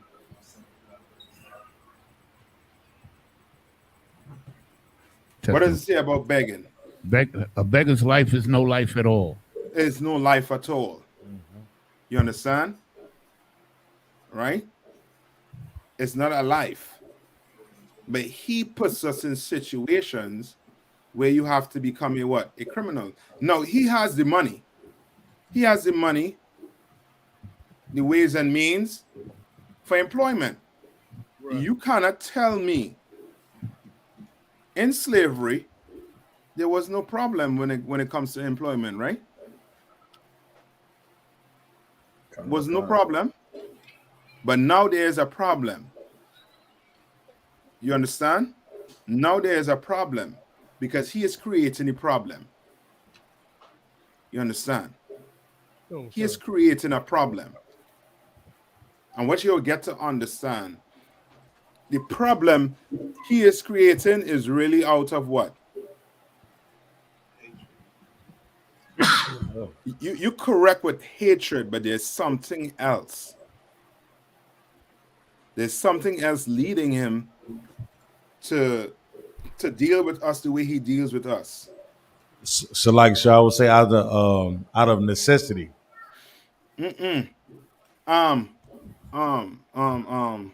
Politics. No, not politics. It's along the line of politics. Why he using politics and stuff too to keep us in line. Right. Taba one, look up this book called the Birds, Dirt by Ben Wattenberg. Said The Birth by Ben Wattenberg.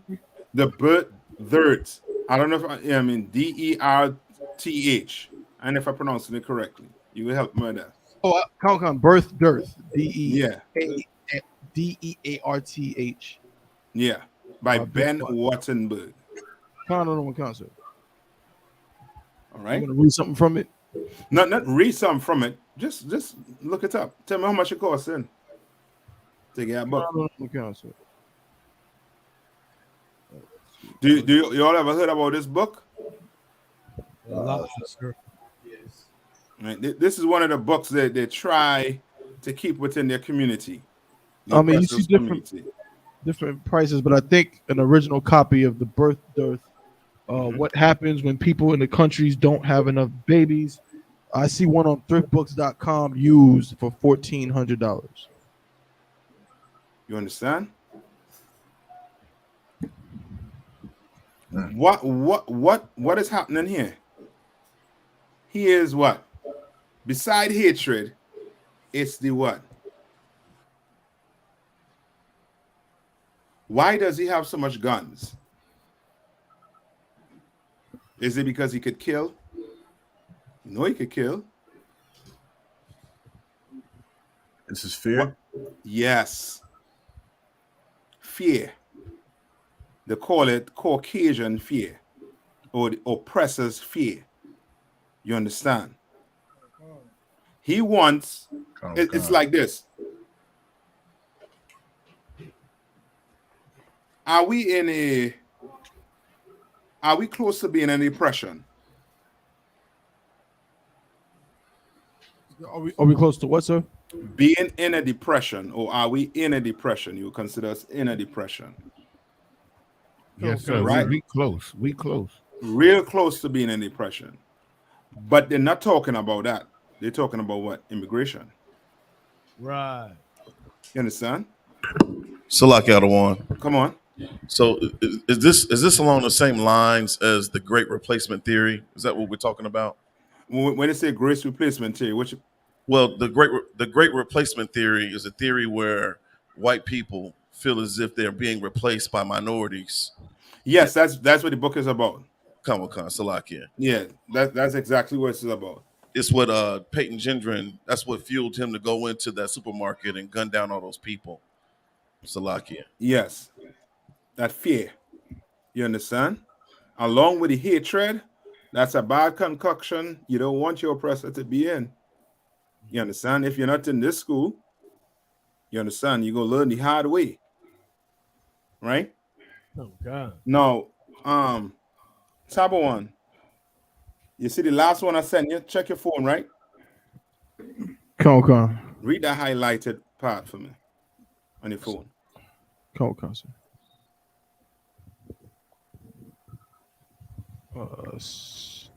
Lock it. That's the highlighted part. You sent through WhatsApp, sir? Yeah. My WhatsApp is like bugging. I got too much stuff on my phone. Did you send 3 or just 2? 2. I'm gonna read it right here. I have the second one then. If you just sent 2, I already sent the second one to myself. No, it was I sent you a third one. But don't worry, Okay, I'm gonna read it. I'm gonna read it for you, right? Come on, sir. So it says, get this one. Get this one right here. It's like, yeah, we need some glasses. Remove the testicles from a rooster, and it becomes a peace-loving bird. Sew the testes back into its stomach, and the masculine hormones once again flood the fowl's bloodstream. Now the recently mild-mannered chicken sprouts off to start a fight. You understand? What they're doing is, when you bind a strong man, you are actually taking his what? Testicles away. Good night. You're making him a loving person. So now your father go to church, your mom go to church, or if I would say a father, he claps and he sings because his testicles are gone. Come on. You understand? Come on. Then you have your Darius Jacksons who will send a text that is, that is nicely mannered because his testicles are what? Taken from him. Then you have the ushers, who has been taken from them a long time ago. You understand? They're not trying to do what? They're not trying to fight. Neither of them trying to fight. Tim Scott, he's not trying to fight. His testicles are all the way ripped from him, taken, gone. Shalom. You understand? Khan, sir. But put it back in these men. How are you going to put that back into them? Sir. Come on. As my testicles are just growing back now after I came into the truth. Get up, brother. I had. I've been in the Christian church for 30 years, sir. You understand? Yeah.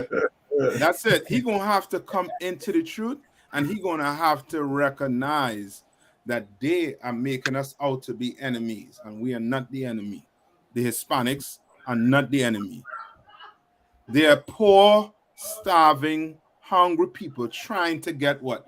Trying to get food, trying to make a life, running from the killing that you created in their country. You understand? You created that mess in their country, and they're just trying to come here to get away from it.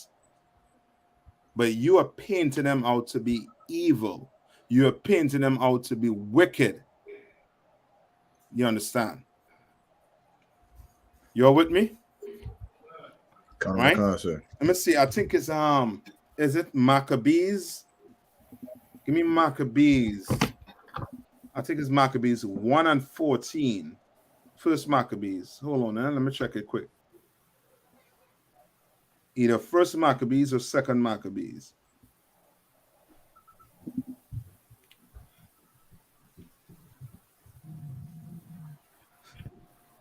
Right. 1 and 11. 1 and 11. All right. This is your Tim Scotts. These are your politicians, your preachers. You understand? People who in leadership position who just about trying to look after themselves. Read this. Common concept. Mm-hmm. So like if no one else got it, it's First Maccabees chapter 1 verse 11. Mm-hmm. In those days went there out of Israel wicked men, all right, who persuaded many. Wicked men. Wicked men. You understand? Wicked men who what? Who testes got snipped. You understand? Salakia, sir. Come on. I was going to read. One of the troopers going to go ahead and read it. Okay, go ahead. This is the book of Maccabees, First Maccabees, chapter 1 and verse 11. Mm-hmm. Those days went there out of Israel wicked men who persuaded many, saying, "Let us go and make a covenant with the heathen." You understand? They're trying to persuade you. You know what I mean? Persuade meaning what? What are they trying to do? Convince. Yeah, they're trying to convince you. Like Tim Scott. He's trying to convince you that the Mexicans on the border is the problem. That these young brothers who are going in these stores and looting, that they are the problem. When ain't no bigger thief than your banks. Right. Who charging you what? 20 your credit card's charging you what? 23% interest. 8% interest. APR. You're going to spend $200,000 on a house. And by the time the mortgage is over, 30 years. Yeah, in 30 years, you will done buy 3 houses for that bank. Go. And you telling me them brothers on the streets, them is the thieves? Them Right. is the crooks? Yeah, the pharmacies and them. Brothers and them was selling the marijuana, which is against the law. But now your pharmacies and them selling it now. And they the problem. The ones you locked up in jail for drugs, they the problem. Okay. Shalaga said. Uh-huh. If I could, so what you're saying is so heavy because, going right back on the topic of, how they paint the enemy, blacks, Hispanics, Native Indians. You can go on YouTube, on National Geographic and, all these different kind of outlets and they'll paint the picture that one of the problems in America is, two Mexican brothers in South America cooking up fentanyl, in some swamp in the Amazon. Mm-hmm. You know what I mean? But the reality is that, they sell fentanyl in their doctor's offices. They prescribe fentanyl to people. They try to prescribe fentanyl to people. And they got so many malpractice suits and all of that. You know what I'm saying? Because they're, like you said, so they're the bigger drug dealers than any Mexican or any black man has ever been. Yes. Talk about that. And also to just think about it this way, right? About maybe 50 years, I'll give it 60. When was the prohibition period? It was 1920 and 30, sir. Right. When they were selling bootleg liquor and stuff. That is equivalent to what? Drugs. Back then because it was illegal. Who was selling it? The oppressor. Yeah. What happened to them now? They took them generation, those offspring, and gave them what? Jobs. Yep. Right. You understand? Gave them jobs. But not when it comes to us. We the problem. Like you have Caucasian farmers today. How the hell you could have Caucasian farmers today when black people? Who better than a Hispanic farmer, than a black farmer?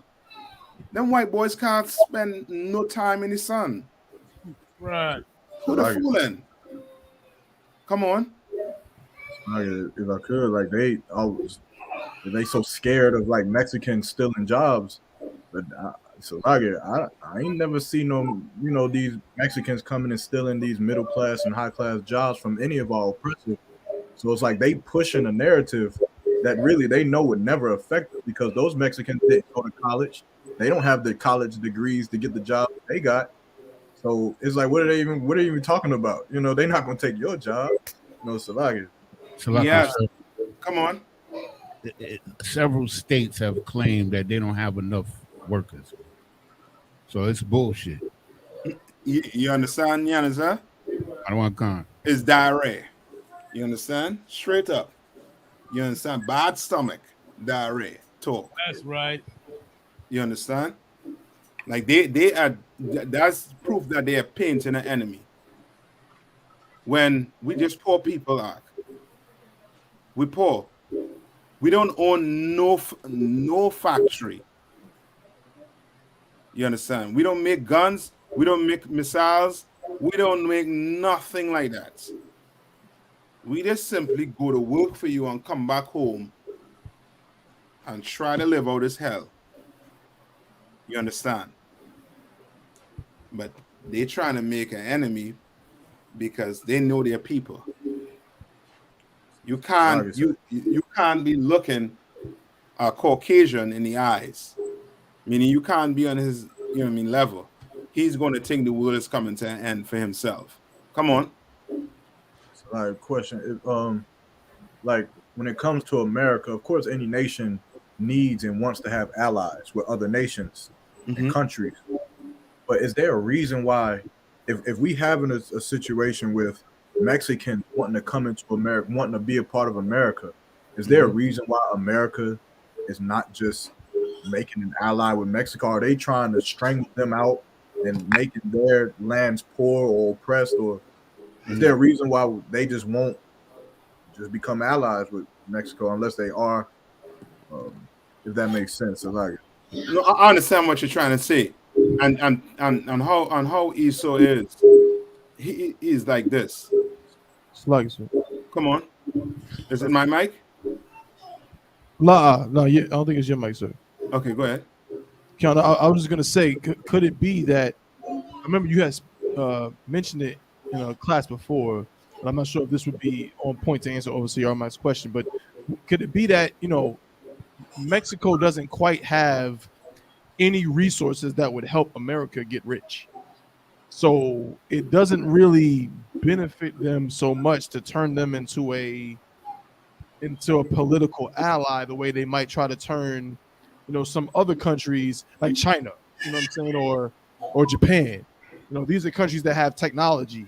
What I'm saying, they know how to turn silicone into some kind of phone that's gonna make America billions of dollars. But Mexico doesn't quite have those kind of resources, if I'm not mistaken. So could it be that?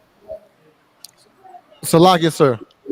Come on, Isupk. Salakia, from what my understanding and the situation with the political ties with America is that pretty much Mexico does serve the United States. They because you got to think about it. They make political deals where they outsource to all those, where they get cheap labor to build all of these. We're still the slaves in Mexico, but the politicians in Mexico get bought. That's the whole corruption thing. And America plays a big hand in buying them. And really, China and the other nations, just like America, they're really after the spoils, which is us. They're trying to make political deals with these other politicians too. Mexico is pretty much everybody, like it's a buyout. You just look, we'll pay you this, and we're gonna build these highways with cheap labor, or we're gonna outsource the Chrysler over here, the Chrysler factory, and everybody's gonna work for cheap labor, just like we do here in America. And on top of that, we're gonna pretty much traffic all these, we're gonna build, we're gonna create all of this war, these cartels where, we dealing with them too. Like it's a lose-lose situation for Mexico, but they don't have America doesn't really have to do much with Mexico, but just bribe them and just America's pretty much the owner. They own Mexico too. Yeah, you're right. Give me Ezekiel 35:5. All right. And what you are saying, you know what I mean, it's you know what I mean, it's all of that included. But it's more than just that. Why do America hate black people? So like I said, Uh-huh. we God's chosen people. The same reason why they hate Mexicans. Come It's on. the same reason why. It's the same reason why they're trying to do this. What they're doing to us, to the Mexicans. Damn right. You understand? Come on. I was going to ask, like, would that be an insult to, like, I don't know the nature of Mexico politically or who runs what in Mexico or who's in control, but is Spain or the Spaniards, are they still in control of Mexico? No. America wouldn't have it. Right? Okay, All of it, it has to do with, remember, okay, we don't look at the oppressor, right? To us, the colonialism is done when it's still going on. You all understand what I'm saying, right? The colonializing moved from shackles to what? Political. Economics. You're on it, Yaniza. Money. So now America has all these countries under them in captivity by money. That's why Niger trying to get rid of France. It has to do with money and economics. You understand? They're saying they on the face of it, France and Spain and America and England, they're saying that slavery is over. When if slavery is over, then why our money is not at the same level? Why my dollar, my 7 TT dollar is $1. My 122 or 125 Jamaican dollar is $1. Why? Because somebody's serving somebody. You understand? Slovakia, sir, 150. I apologize, brother. 150. Salakia, sir. Come on. Hey, and the key of it is that they've taken control of every nation's national bank, their central bank. Yes. All right. That's how they've done it. Yes. Now give me Ezekiel. Salaki, sir. Uh-huh. Before I get to Ezekiel, a closer ties, Mexico getting a closer tie with the US. I don't see how that would help them. I mean, Puerto Rico is a state of the US. Mm-hmm. And look how they are doing Puerto Rico. Yes, and it has nothing to do really with ties when it comes to I.S.U.P. Like these Mexicans, they know the situation with the oppressor. Remember when those when the brother and either brother and two sisters, when they drive through a blockade in Mexico, where the cartel was? Khan, sir. What happened to them? They got killed. Oh no, they got held for ransom. No, they didn't get held for ransom. No. So like I said, they got shot. You all forget the story, right? Just because of time, right? They ran through the blockade. They got shut up. One person died, right? At this time, they didn't know who it was. They took the 2 Americans, right? And then they gave up the 2 Americans and the people who did the shooting. Why? So like I said, Uh-huh.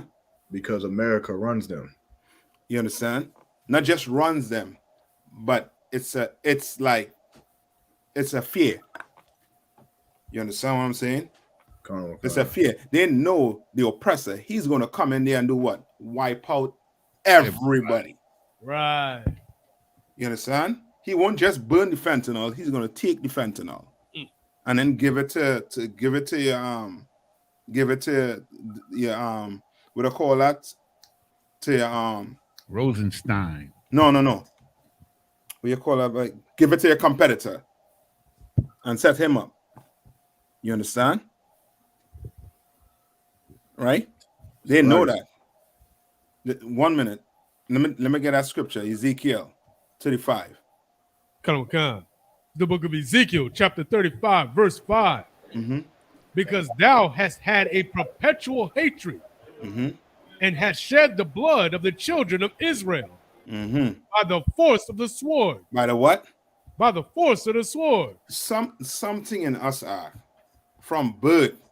You're gonna grow up knowing that this man could kill you at any instant in this place. Right. You could be in the right. You understand? And you, and somehow in the back of your mind, I could die today if a cop stopped me. You understand? Driving. Right? Right, read on. By the force of the sword in the time of their calamity.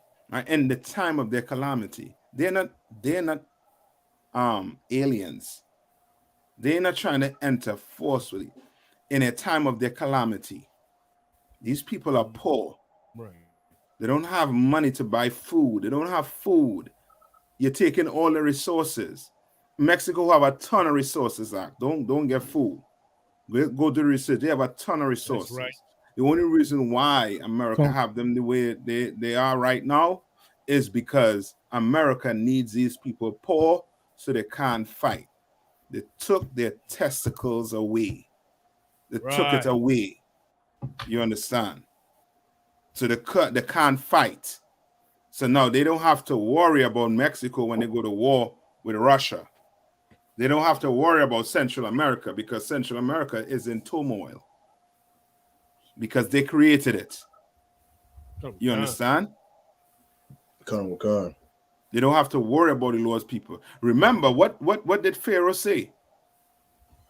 So like I said, Let us deal wisely with them. And this is politics to That's America. Right. You understand? Let's deal wisely with them. Lest they do what?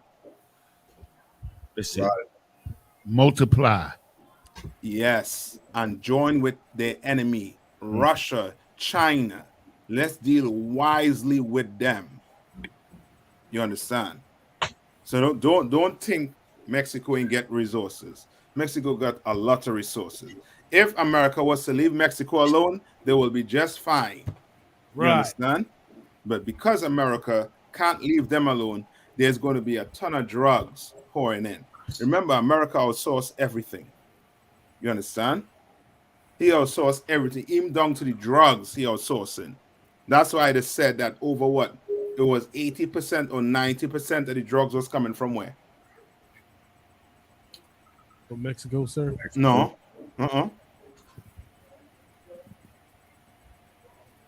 Coming from where? Are you talking about a particular drug, sir? Yeah, Salaga. Heroin, opium. Afghanistan. Yeah. Afghanistan. You think black people get paid for cocaine? Who pay for cocaine? The CIA. Sir. Yeah, but I talk more. Who buying it? Black people ain't buying that. Black people buying heroin. White people. You understand? They say over 90% of the world heroin was coming from where? From Afghanistan. You understand? They'll source everything. Right. You understand? It's like a drug dealer, a kingpin, who doesn't touch nothing but what? Money. Money. That's all. He's rich. How he get rich? Nobody knows. But you've seen dope fiends on every corner. Right. You understand? You're hearing about brothers getting locked up on every corner. right? Now, before I let you all out, right? Tab one, the second one I send you, I think it could be the second paragraph in it, where the start of the second paragraph is. Come. Go One ahead. second, sir. Take it then. Right. Come. You said the second paragraph, because I see the one I see right here. Go ahead. At the governor's Salakia. It's bugging. The governor's opening move was simple, or you want to start with the one that says violence? Hold on. Yeah, that one where they say the move was simple, because it tells you how he created the enemy. Go ahead. Go. It says the governor's opening move was simple. He phoned the deputy attorney general in Washington to ask what the federal government planned to do to head off violence when Little Rock schools opened their doors in September to both black and white kids. The attorney general's staff was perplexed. As far as they could tell, Little Rock seemed remarkably peaceful. So the feds flew an official in to find out what the governor knew that they didn't. Read on. Forbes played it cagey. He had evidence that violence would indeed erupt.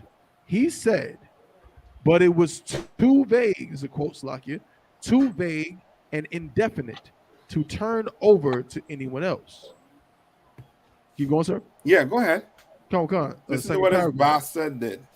Khan. Violence, said the mayor of Little Rock in astonishment. There was no indication whatever of it. We had no reason to believe there would be violence. Governor Forbes declared that the mayor was wrong. Little Rock stores, he said, were running out of knives, and most of those newly purchased blades were in the pockets of blacks. You understand? What is he doing? He's trying to do what?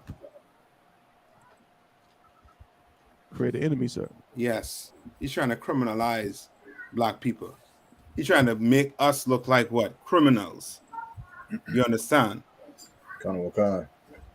How remember is it Philando Castillo?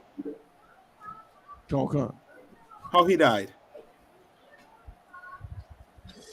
He was shot by Salaki. He was shot by a police officer after telling the police officer that he had a legal weapon. Yes. He had a legal weapon. He didn't reach for it. He just told the cop and he got scared and he got shot. Right. You understand? Because they have painted us as being these criminals, when ain't no bigger criminal than the oppressor. Damn right. Ain't no bigger. If you have to go down the list of, basically war crimes or genocide that took place on the earth, on top of the list is the Oppressors Act. Second is the oppressor. Third is the oppressor. Right. Fourth is your oppressor. Right. You understand? But he's going to paint you off as if you're the criminal. You understand? And it started all the way back then. You understand? And that's all have to do with what? Politics. And politics is basically about making you the enemy. And guess what? People are going to come out and vote so that you or we get locked up. You understand? So that they do something about the immigration on the border. Ain't nobody talking about how evil it is to have children in cages on the border. Understand that. Nobody talking about it. Right. Nobody talking about all the money they're sending across to Ukraine, where there's a ton of killing. I thought it was all love. You taught us all love. So the Ukrainians can't love the Russians. I thought they're the same people. They can't sit down at the table and have some brotherly love. Right. Martin Luther King tried to make us do it. He said he saw it. He had a dream. Biden can have a dream that little Ukrainians and little Russians could hold hand in hand. No. Because they love the killing. You understand? Any more to that Taba one? Concert. Go ahead. Salakia. Mm-hmm. Governor Falbus declared that the mayor was wrong. Little Rock stores, he said, were running out of knives, and most of those newly purchased blades were in the pockets of blacks. The FBI checked on Falbus's claims. In 100 stores, the sale of guns and knives was actually down. Mm-hmm. Go on. Con. So he this bastard is what? Lying. Con. This is where your oppressor is good for, lying. What did he say about black fathers? That we the worst. And when you really check it, you check the numbers, we're the best fathers out here. We're the best. But they've been lying. Read. Con. But there were weapons brandished openly in the streets. They belonged to the National Guard troops the governor had called in to, in quote, defend the citizens of his state against the assaults of the supposedly well-armed enemy. You understand? And that's them in your way. We need what? More policing. You understand? Right now, people begging for more police because they done created how to put it, a oppressive system that black people is squeezing the life out of them to survive. Life out of them. Right? Give me Zephaniah 2 on, I think it's 2:1, and I'll end it on that.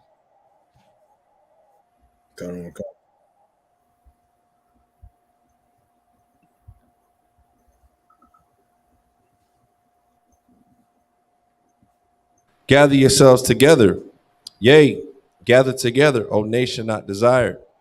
And I pray black people understand, Hispanics and Native Indians understand that this is what we have to do. You understand? Ain't no getting around what they're doing by creating an enemy. We're going to have to come together because we have what? Blacks, Hispanics, and Native Indians. That's it. We have a common enemy. You understand? And it's real. What they're doing is creating something fake. You understand? Oh, God. But the oppressor, he a real enemy. Okay? And with that, I'm going to pass the class over to priest and officer Bankayal. So like I say, he stepped out. I'll take it. Okay. So I pass the class over to priest and officer Kowal. All right, Brother Israel, Mariam, we're one person to the teacher.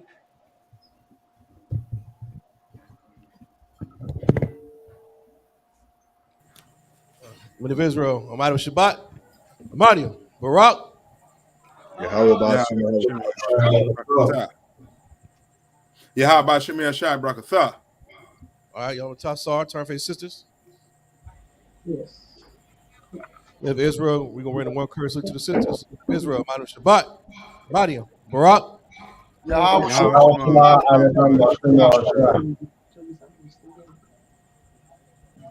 right, y'all join time. All right. Yes.